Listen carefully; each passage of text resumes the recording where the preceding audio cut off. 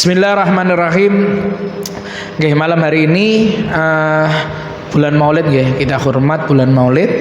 Malam hari ini kita bersama-sama memahami atau mengenal Nabi nggih, belajar akhlaknya Nabi. Kalau nggak ngatasi, kalau kita habiskan nggak bisa, sehingga tidak bisa semuanya ya kita mengkaji sebagian dihormati bulan Maulid, mencoba memahami, mengenal Nabi, nggih, biar kita tahu kalau kita ini masih banyak yang belum bisa niru Rasulullah Shallallahu Alaihi Wasallam. Biar tidak merasa diri kita ini baik, tidak merasa apa ini, karena kita masih jauh, kita bersama-sama nggih. Nggih, Bapak Ibu yang dirahmati oleh Allah, dihormati bulan Maulid. Jadi kalau kita berbicara tentang Nabi, maka tidak terlepas dari yang namanya akhlak. Tidak terlepas dari yang namanya akhlak. Akhlak itu buku panduannya hanya satu, yaitu Al-Quran. Hanya Al-Quran. Oke, Al-Quran itu buku panduan akhlak luar biasa. Karena kita kesulitan, kita tidak tahu artinya Quran, kita tidak paham semua isi Quran, maka Allah memberikan tauladan akhlak itu pada Rasulullah. Jadi Quran itu buku panduannya, yang melakukannya atau contoh pelakunya, pengamalnya itu adalah Rasulullah Shallallahu Alaihi Wasallam. Sehingga dikatakan wahulukul Quran, akhlaknya Nabi itu adalah Al-Quran, akhlaknya Nabi. Jadi mulai juz 1 sampai juz 30 itu. Oke. Kalau pengen tahu akhlaknya Nabi itu gimana? Quran.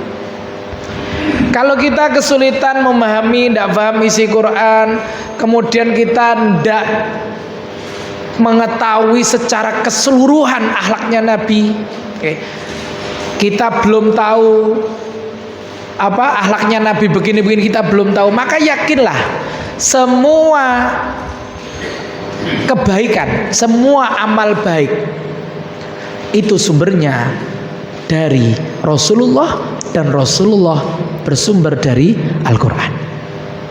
Kita itu aslinya misal buang sampah sembarangan sama ndak, buang sampah di tempatnya sama tidak. Kita sudah tahu mana yang baik dan mana yang tidak baik. Yang baik mana? Buang sampah pada tempatnya. Berarti ini dilakukan oleh Rasulullah. Walaupun kita belum pernah mendengar cerita Nabi membuang sampah pada tempatnya. Apalagi sawang, ngomah ono sawange. Omah ono sawange, mbek gak ono sawange. Iku apik ndi? Apik gak ono sawange. Berarti Nabi pun napa nggih? Rumah Nabi itu ndak ada sawange. Jadi itu hal kecil. Meskipun kita belum pernah tahu kisah Nabi buang sampah pada tempatnya, tapi yakinlah setiap kebaikan dilakukan oleh Rasulullah Shallallahu Alaihi Wasallam yang itu bersumber dari Al-Quran. Bahkan ada hadis itu, mungkin jenengan belum pernah dengar, orang buang sampah tidak pada tempatnya. Itu hadisnya, barang siapa membuang sampah tidak pada tempatnya, la'anallahu, Allah melaknat orang ini. Tapi apa? Ya kadang orang Islam kita sendiri itu kurang Islami dibandingkan orang non-Muslim. Negara-negara luar, orang yang mungkin non-Muslim bersih, mereka tertib buang sampah. Kadang wong Islam dewe yang apa ya, yang gak ngamal. Okay. Kita bahas sedikit tentang akhlak Nabi. Okay. Yang pertama adalah kaifa yatakallamu Rasulullah bil akhar. Bagaimana Nabi itu berbicara dengan orang. Bagaimana Nabi itu berbicara dengan orang. Nabi itu kalau berbicara dengan orang, maka setiap orang yang berbicara kepadanya, dia merasa menjadi orang terdekat Nabi.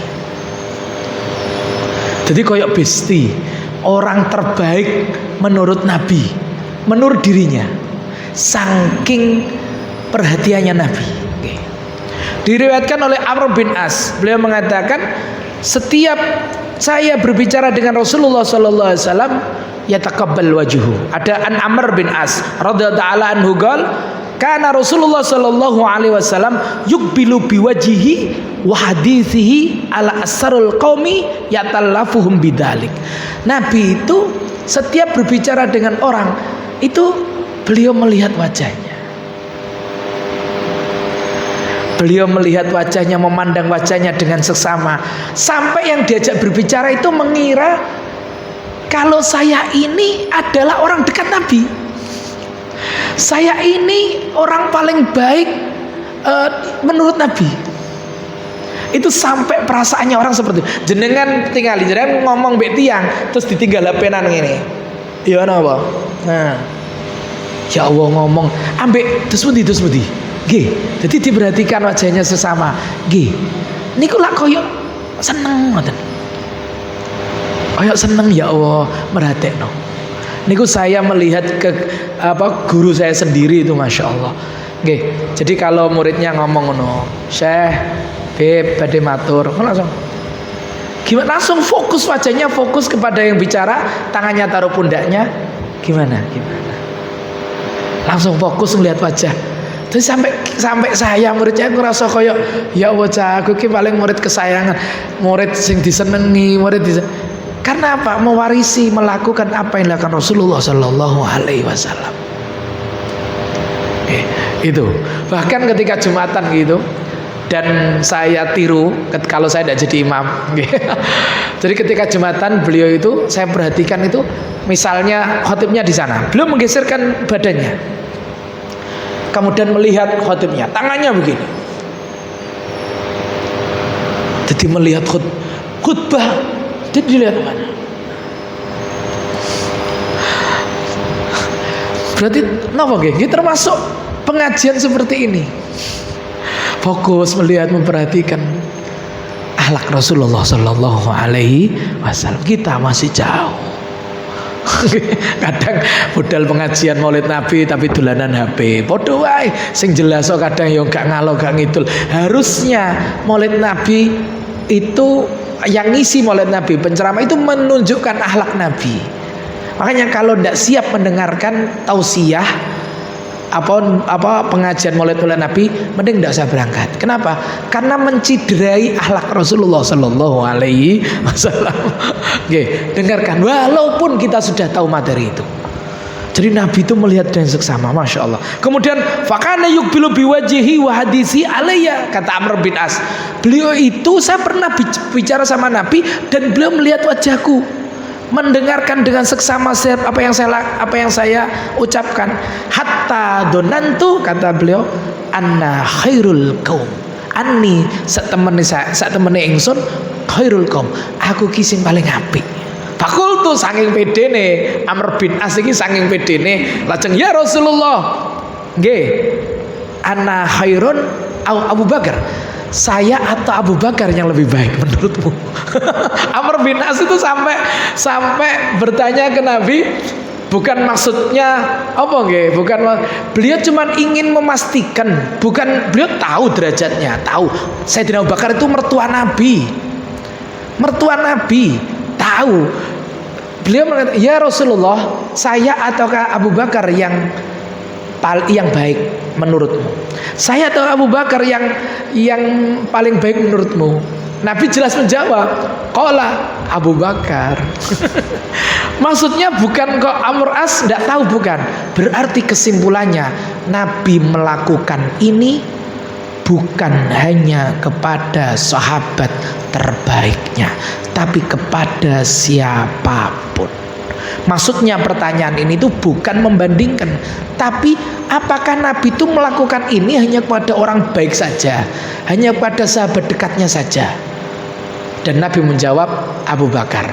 Berarti apa? Berarti saya Amr bin As bukan sahabat terbaik, tapi Nabi melakukan itu. Berarti Nabi melakukan itu kepada semuanya, bukan hanya kepada orang-orang, sebagian orang-orang saja. Masya Allah. Allahumma sholli ala Muhammad. Kita itu jauh omong mbek wong ngoten niku. Ya, Ya apa ge? Ya mulai hari ini, mulai malam ini kita rubah. Kalau diajak bicara sama orang ya kita dengarkan. Gitu Sundi. Kita dengarkan sebisa mungkin. Tidak bisa persis seperti Rasulullah, maka apa? Bukan berarti meninggalkan semuanya.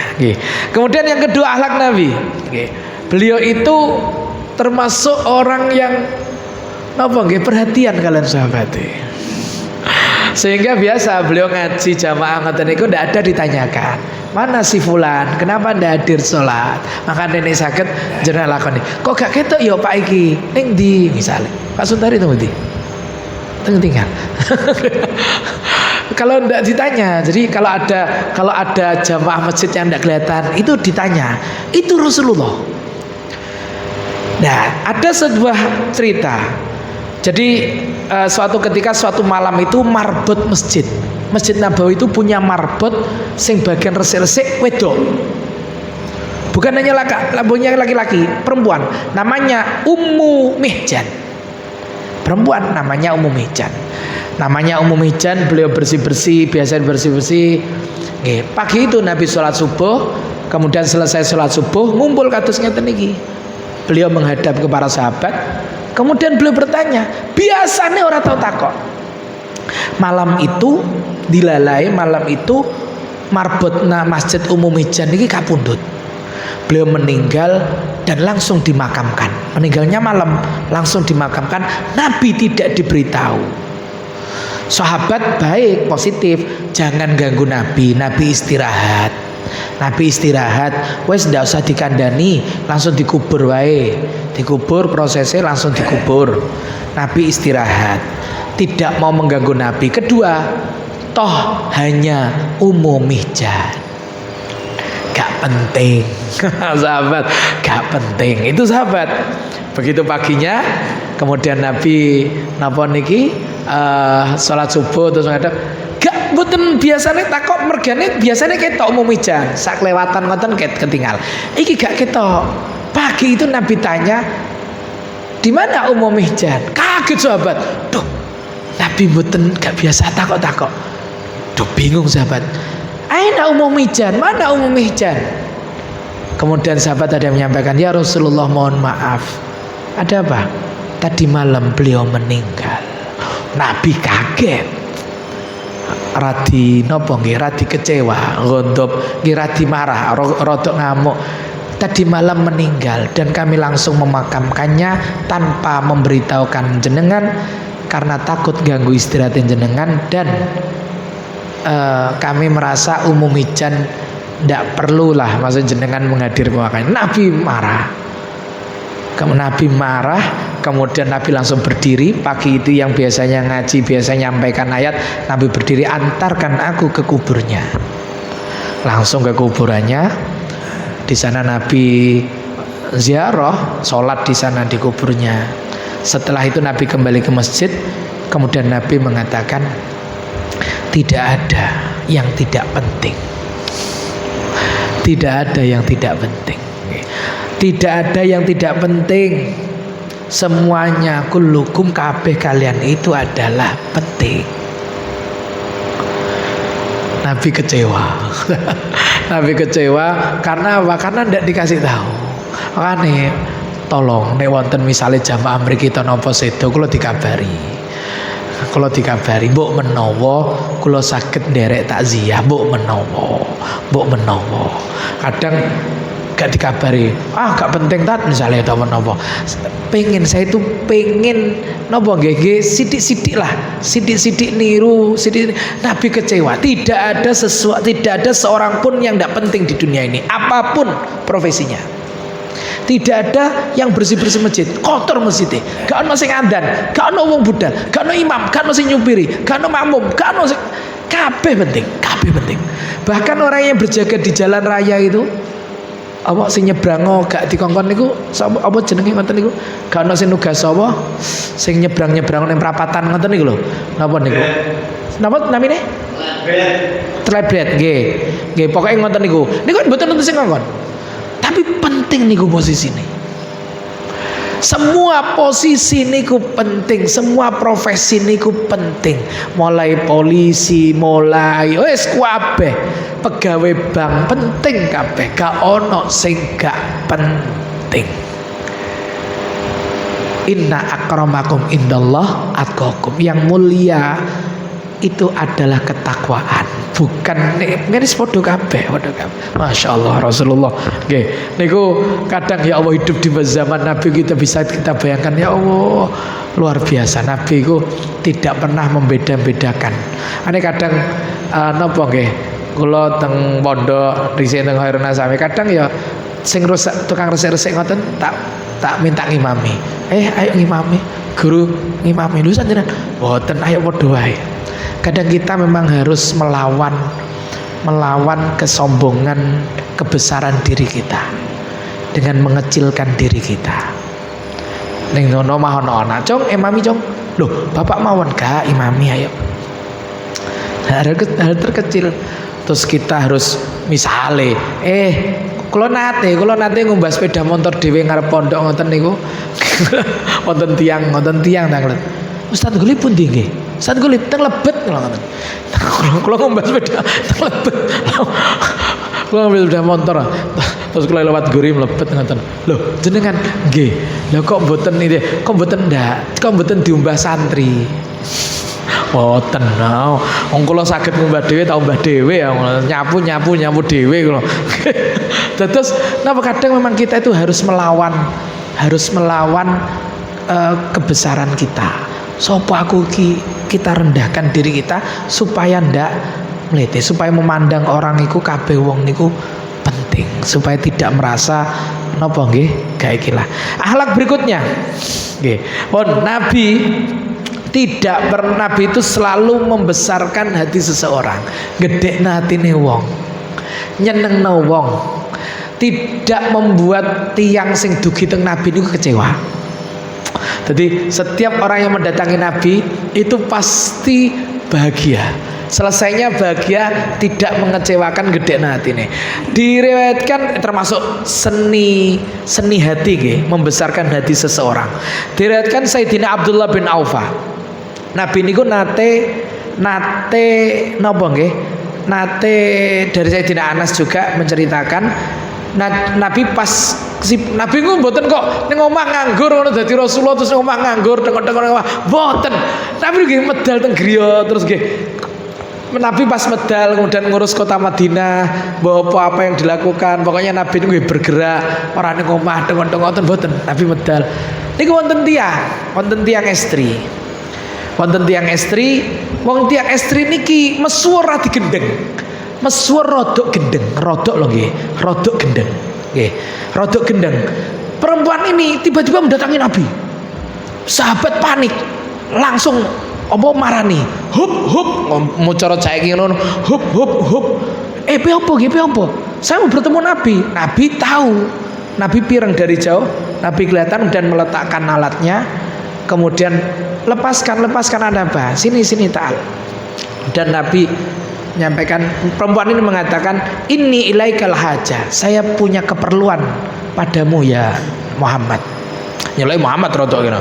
Sahabat, betul saya dibadai mau saiki ngono paling yo patwale apa jenenge apa ngono ku pengawale ngono wong penting kan ono cuk mendekat. Inna ilaika hajah. Sini. Inna ilaika hajah. Kemudian Nabi mendekat. Kemudian Nabi mengatakan karena tidak nyaman, pinggirnya sahabat itu ngawasi. Nabi kemudian mengatakan, ya Ummu Fulan, unduri ayyi sikati syi'ta. Hei wong wedok, sak karep sak kersa jenengan morondi. Aku pembojak ning ndi? Sak karep. Cara jane nek awakmu gak nyaman ngomong ning kene mergane diawasi para sahabat, sak karep kene ndi? Aku melok awakmu. Hatta akdia laki hajataka, sampai keperluanmu tak penuhi. Akhirnya perempuannya langsung berjalan, Nabi mengikuti belakangnya. Sahabat ini, lih kok masa ngajar? Yang lainnya tidak usah ikut. Jadi perempuan ini ingin bicara empat mata dengan Nabi. Makanya kadang kalau ada orang pengen bicara empat mata atau apa, wis kene wae, boten. Iya kita turuti, gigi monggo. radi rahasia Ustaz. Oh nggih monggo. Rada minggir to piye misale. Niki Nabi, sahabat yang ada iki wong wedok iki mlete tenan ngomong ngene Dik. Dadi minggir. Dan tidak dijelaskan apa iki jenenge berbicara apa, tidak dijelaskan di hadis ini. Karena Sayyidina Anas juga tidak tahu. Sayyidina Anas yang menceritakan tidak tahu. Yang penting Nabi sama perempuan ini minggir. Kemudian setelah beberapa saat perempuan ini balik sambil ketawa senyum. Nabi pun balik sambil senyum. Kemudian sahabat tanya, ada apa ya Rasulullah? Bukan urusanmu. Kepo itu aslinya rainto. Kepo itu dalam Islam itu gak ento. Kepo itu apa? Kepo nek bahasa Arabnya fudul itu pengen tahu urusan orang. Itu ndak boleh, aslinya ndak boleh. Tanya, ya Rasulullah ada apa? Nabi senyum, bukan urusanmu. Maksudnya gak sampai iku. Sing wedok iki senyum, guyu-guyu bariku seneng ngono. Jadi setiap orang nih habis ketemu Nabi niku seneng. Masya Allah. Allahumma sholli ala Muhammad. Kemudian lanjut ya. Ini kita fokus bahas akhlaknya Nabi. Tidak ada pertanyaan. Pokoknya fokus bahas Nabi, fokus akhlaknya Nabi untuk mengetahui ukuran kekurangan kita. Kita masih jauh. Bukan berarti terus yo aku Nabi kok. Aku Nabi. Bukan begitu. Maksudnya seberapa kita berusaha untuk meniru Nabi walaupun tidak persis. Pun dikatakan likulli akhlak, setiap akhlak itu ada kawaman, ada takarannya, ono standarte. Oh ngene iku standarte ngene iku standarte ngene. Dan standar akhlak itu adalah Rasulullah Shallallahu Alaihi Wasallam. Masya Allah. Parameter ukurannya nih lho. Nabi niku setunggal, ini kata, cuma ini sebagian aja. Wa idal tafat iltafatu ma'an. Nabi itu ketika seorang memanggil Nabi, ya Rasulullah misalnya, ya Rasulullah, Nabi itu noleh bukan hanya kepalanya, tapi sak tubuhnya. Nah contoh nih. Jadi ketika dipanggil sama orang itu bukan kok gini, tapi itu Nabi noleh. Itu sudah beda. Ketika beliau dipanggil sama orang, beliau itu iltifatal ma'an. Iltifat bukan kok noleh, tapi beliau berbalik sak badane. Masya Allah. Gini, apa? Nabi berbalik. Masya Allah. Makanya kadang Nabi berbalik seluruh tubuhnya untuk menghormati yang memanggilnya, walaupun itu musuhnya. Walaupun itu musuhnya, walaupun niku gak disenengi, tapi Nabi noleh niku saawake. Masya Allah. Niki napa standar-standarnya kita ada, tapi ayo nek eling oh ya toh madhep. Barangkali sesekali waktu eling dikembalikan ilmunya. Makanya setiap selesai ngaji kan fardudu ilayya, kembalikan kepadaku indah hajati ilaihi, ilmu ini lah. Itu kan berharap eling pasti celuk. Oh iya, pas ada orang manggil kita dan kita ingat, oh iya alakin Nabi ngenten. Kemudian yang berikutnya, ketika Nabi duduk bersama sahabat, mamadtu rijlihi baina yadi ashabihi. Nabi tidak pernah menjulurkan kakinya sembujung. Jadi pas ngomong maksudnya pas sahabat ngoten niku, Nabi tidak pernah sembujung kakinya. Kita sepele, ketinggalan sepele, tapi apa nggih untuk menghormati sahabat ini. Menghormati sahabat, menghormati, tidak pernah menjulurkan kakinya atau sembujung. Bahasane ngoten. Akane ono sila, ono posisi sila, ono posisi napa? Tahiyat awal, ono posisi tahiyat akhir, ono posisi duduk yang kecuali niki lho nggih, kecuali udur taat aku ki pegel gak iso tak tekok gak iso sikilku. Oh nggih niku lak udur. Gringgingen Ustaz, nggih niku kan udur, keadaan khusus. Tapi Nabi tidak pernah menjulurkan kakinya ketika duduk bersama sahabat. Masya Allah. Nggih. Kemudian termasuk lagi Nabi niku nggih. Nabi kalau berbicara, seseorang bicara pada beliau itu tidak pernah memotong. Tutukno sampai selesai, baru beliau berbicara dan tidak tergesa-gesa meresponnya. Selesai bicara, Nabi diam dulu, kemudian direspon pelan-pelan. Kalau ada orang berbicara dengan beliau, beliau mendengarkan sampai akhir. Mara'aitu rajulan, kata apa ini, dia diriwayatkan sama di riwayat Abu Dawud nggih. Mara'aitu, saya tidak pernah melihat laki-laki iltaqa ma'uduna Rasulullah sallallahu alaihi wasallam fayunahi ra'sahu. Saya tidak pernah melihat ada seseorang yang itu memalingkan. Jadi Nabi itu memalingkan telinganya ketika orang itu berbicara. Artinya apa? Nabi itu mendekat. Ketika orang itu berbicara, Nabi itu mendekat sampai menghadap, dan Nabi itu fokus tidak memalingkan telinganya. Benar-benar ditanggapi sampai selesai. Hatta yakuna rajulu walladhi yunahi ra'sahu. Sampai laki-laki ini yang berbicara pada Nabi ini, dia benar-benar melihat Nabi itu seksama, merendahkan, merungokno ngene. Jadi koyo telinga ini difungsikan piye ya bahasane. Tidak menggeser, beliau tidak menggeser kepalanya sampai, kalau tadi kan menghadap. Ini beliau itu tidak menggeser kepala dan telinganya sampai orang itu selesai menyampaikan. Masya Allah. Oke. Mara'aitu rajulan akhadha biyadihi. Termasuk takaran akhlak yang lainnya. Tadi kan terkait bicara, sekarang terkait salaman.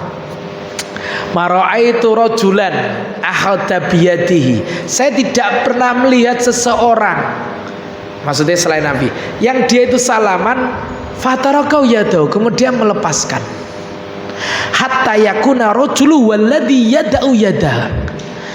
Nabi itu salaman kalian tiang niku tidak Nabi yang melepaskan, tapi menunggu orang itu melepaskan baru Nabi melepaskan.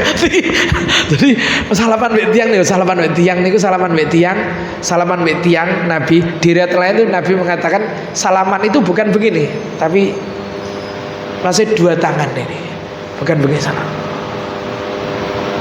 Tapi Nabi tidak melepaskan tangan itu sebelum orang itu melepaskan. Tidak melepaskan. Maksudnya, jadi orang salaman kan ada orang itu kadang nemu wong sing salaman terus gak diculculno. Gak diculculno. Nah itu kita ngikuti aja.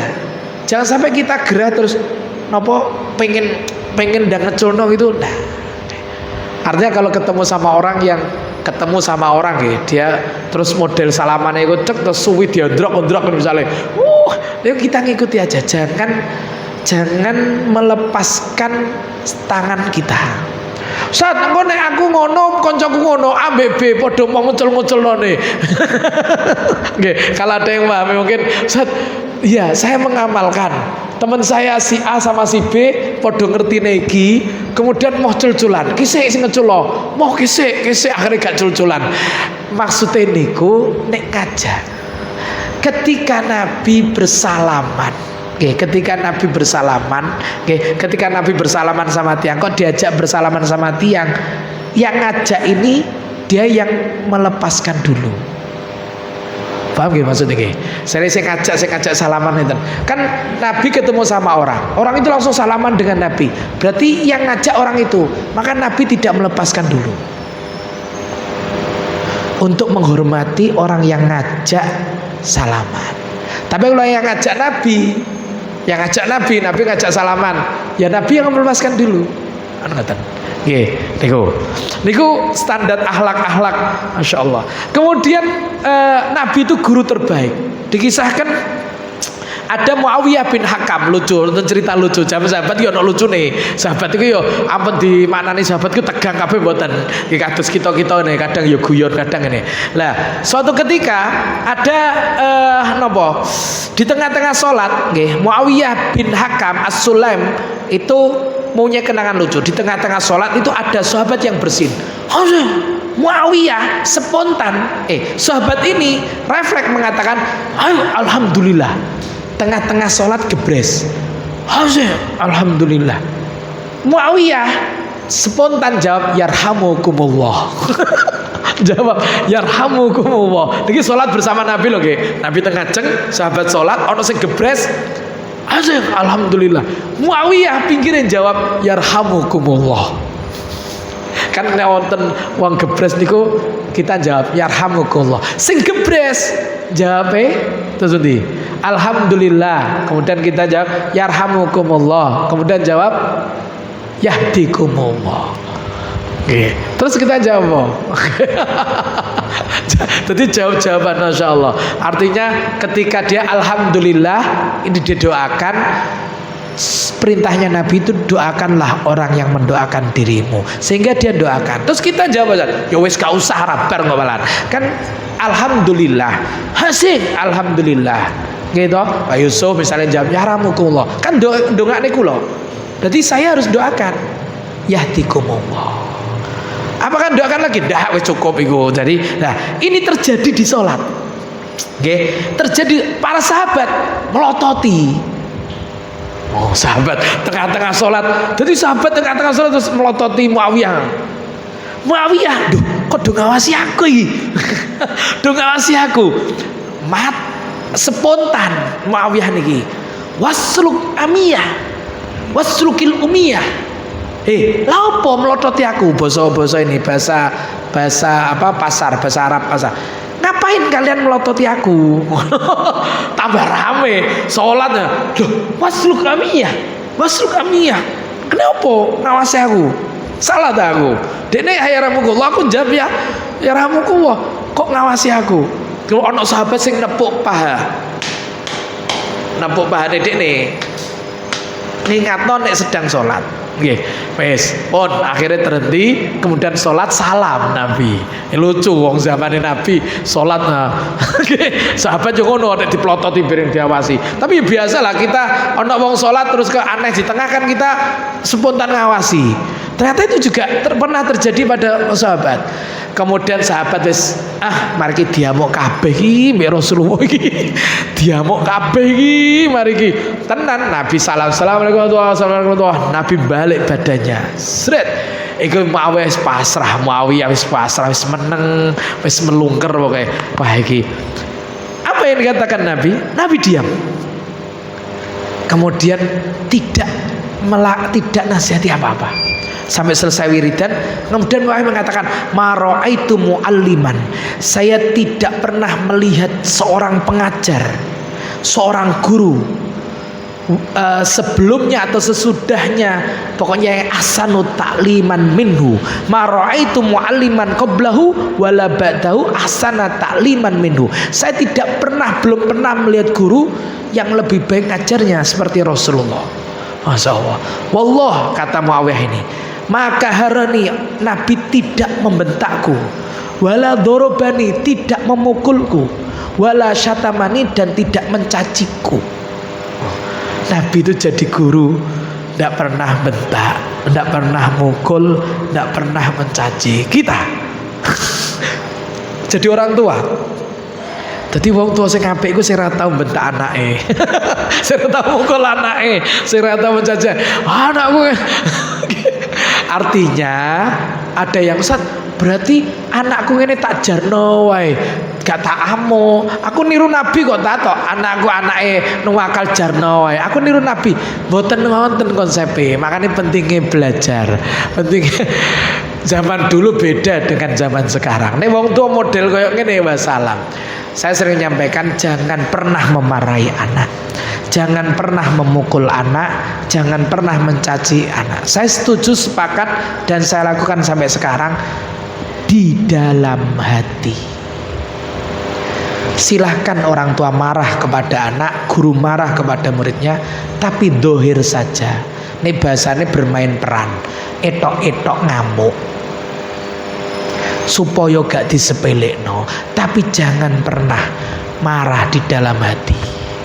Jangan. Jangan nek wong tua ini juarno wae juarno. Ya betul. Tapi ketika orang tua marah, ketika anak melakukan pelanggaran, siswa anak-anak atau murid melakukan pelanggaran, maka kita belajar memaafkan dulu. Wis tak sepurong ini, nek wis gak dendam, wis gak ngamuk, baru dipanggil. Nek sekiranya diomongi lulun gak kena, diomongi banter, tapi jangan sampai ada perasaan marah di dalam hati. hati. Niku untuk saat ini. Nek Nabi ningali Nabi ngoten wis sungkan, aurane Nabi ini kan wis mendel ngeten. Saiki kita alah kakek dosa, mbek anake digeguyon wong tua misale, guyu digeguyon. Lah nek gak ngamuk yo ndak bisa. Maka kuncinya adalah jangan pernah marah mencaci anak di dalam hati kita. Mulut mencaci tetap tidak dibenarkan. Memukul kau saat aku mukul saat tapi hatiku gak kau no. Memukul itu tetap tidak bisa memukul. Memukul tidak boleh, mencaci tidak boleh, tapi marah, membentak anak, marah kepada anak itu jangan lakukan di dalam hati. Dohir perlu, tapi jangan sering-sering, kasihan anak.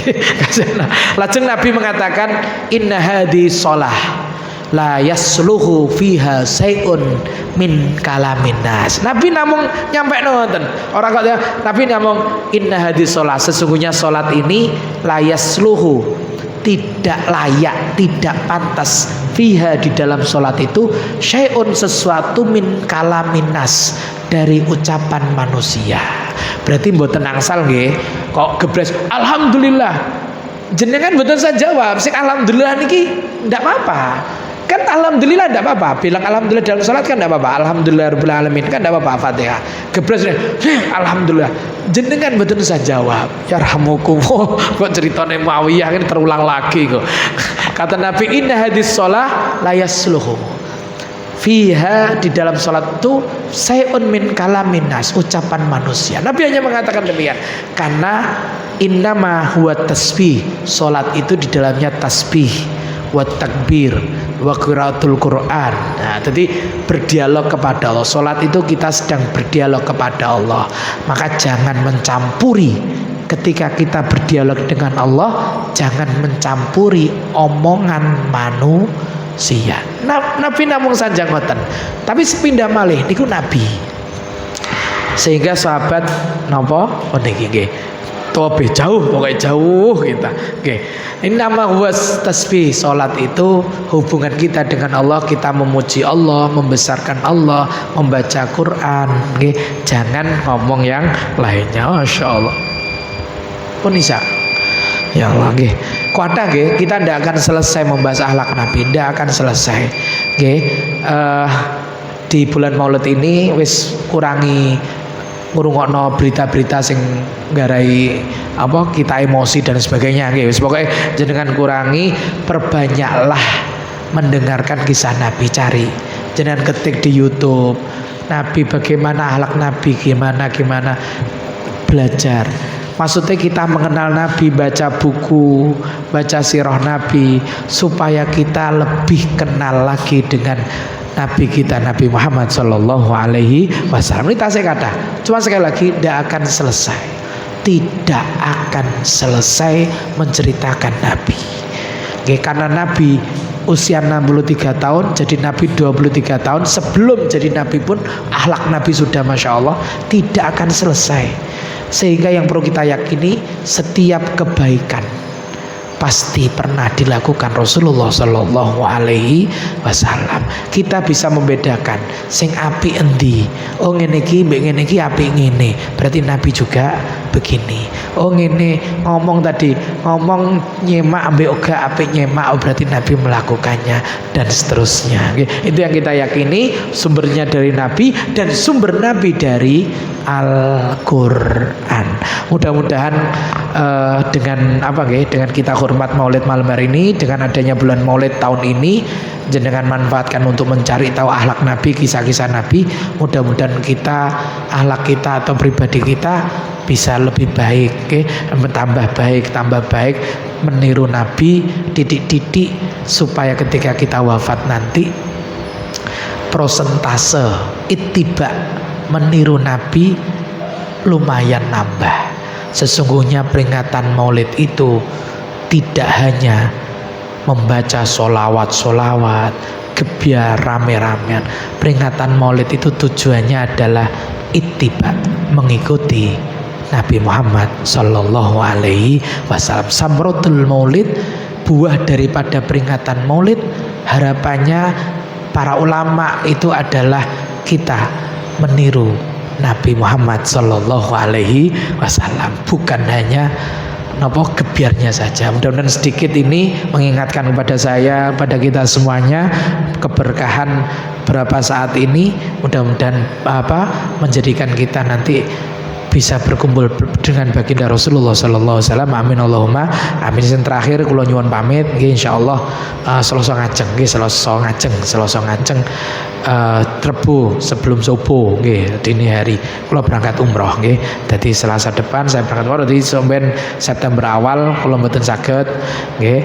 Kula berangkat umroh pangestune mantun Maulidan 12 Rabiul Awal Selasa niku Maulidan bengine kula berangkat nggih.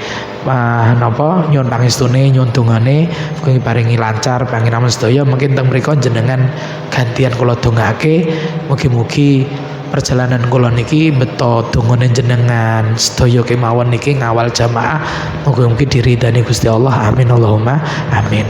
Bismillahirrahmanirrahim. Allahumma ya Allah, ini sesungguhnya aku astaudiuka menitipkan kepadamu malam tanihi apa yang kau ajarkan kepadaku, fardudu ilayya kembalikan kepadaku indah hajati ilai ketika aku membutuhkan ilmu ini, ketika aku membutuhkan nasihat ini, ketika aku membutuhkan ilmu-ilmu akhlak baginda Nabi, fardudu ilayya kembalikan kepadaku indah hajati ilahi ketika aku membutuhkannya, wala tunsini dan jangan jadikan lupa ya rabbal alamin. Al-Fatihah. A'udzubillahi minasyaitonir rajim. Bismillahirrahmanirrahim.